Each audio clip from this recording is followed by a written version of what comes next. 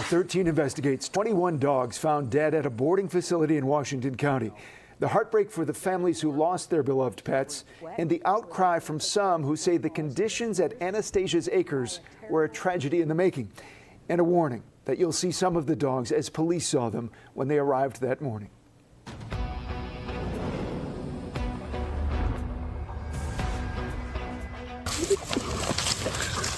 Brutus, Loki, and Broomhilda. They were three healthy, happy dogs, big dogs. Hilda was the smallest, and she was 70 pounds. Brutus was about 105, and then Loki was 150 pounds. Cody Shields and his family were on vacation in Long Beach Island, New Jersey, when they got the call. All three of their dogs were dead at Anastasia's Acres boarding facility in Argyle. There were three of the 21 dogs that died inside a shed. I got the call at 8:31 in the morning. Longtime area dog control officer Nancy Quell was one of the first on the scene that Sunday morning, August 24th. They were putting too many dogs in a facility that shouldn't have worn it. Today, a warning about the video and images you're about to see. For the first time, we're seeing what it looked like inside the shed where those 21 dogs took their last breath. The space, now described as 16 feet by 10 feet as measured from the outside, was far too small for 22 dogs, says the SPCA of upstate New York, whose leader even recreated this space to demonstrate the cramped quarters. Yeah, these are even bigger. These are 28. Kathy Cloutier says the size of the crates was even worse, saying the animals were stuffed in and didn't have enough room to stand up or even lie down, and these photos appear to underscore that. You cannot put an animal in a cage the size of a tuna can and expect them to be able to be comfortable, not sweat, where they only perspire through their paws and their ears, and die a terrible, terrible death. The owners of the facility told police they forgot to turn on the window air conditioner unit, which left the 22 dogs without enough air to breathe. Robert and Anastasia Palulis are charged with misdemeanor animal cruelty. Cloutier and Quell, the dog control officer, want the DA to upgrade the charges to felonies. Cody Shields wants it too. We had 20 plus dogs die, and they're getting charged with a misdemeanor. Everybody else is getting a felony for kicking a dog, for poor conditions. As we sit here today, why isn't that case a felony? You know, I have to be careful because the case is still pending. District Attorney Tony Jordan reads directly from the law governing animal cruelty.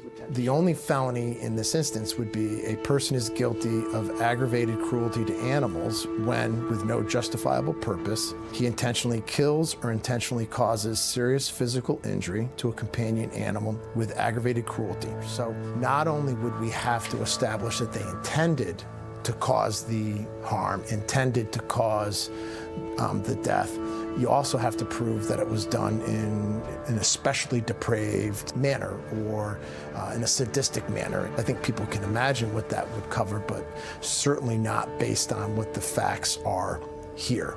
So the law requires prosecutors to prove intent. Shields doesn't believe the Palulis intended to kill his dogs, but says they clearly weren't properly caring for them. Did I think they were intentionally trying to harm them? No, but they knowingly and intently put them in those small crates to where any human with a decent IQ is gonna go, that doesn't fit in there. It looks like she forced those dogs in cages that they don't nearly fit. You know, a dog half that size would fit, and went to bed at night. But there are no minimum standards for boarding facilities in New York. Two state legislators want a new law that would make licensing and inspections mandatory, and it would establish standards for ventilation, temperature, and sufficient space. Shields says Anastasia's Acres came highly recommended, and its website, which has now been taken down, showed a dog resting comfortably by a warm fire. You did not ask to see where they were staying. Do you wish you had? Yeah, I 100% wish I would have seen where they were staying. I don't think she would knowingly show people that, to be honest. If there was 20 plus dogs when I went to drop my dogs off, I would have canceled the vacation. Shields says he'll never board dogs again. For other dog owners, unless and until there are state laws in place, it's buyer beware. So as a dog owner, it's okay to say, hey, can I walk in and see where my dog is going to be sleeping? Or 110%. I can compare it to humans. If you take your child to daycare, you're not going to drop that child off on the front stoop. You're going to walk in and you're going to look around. You're going to see what's going on. The case against the owners of the Argyle facility is still making its way through the legal process, and families of the dog owners are frustrated that at the last appearance, their attorney was given more time.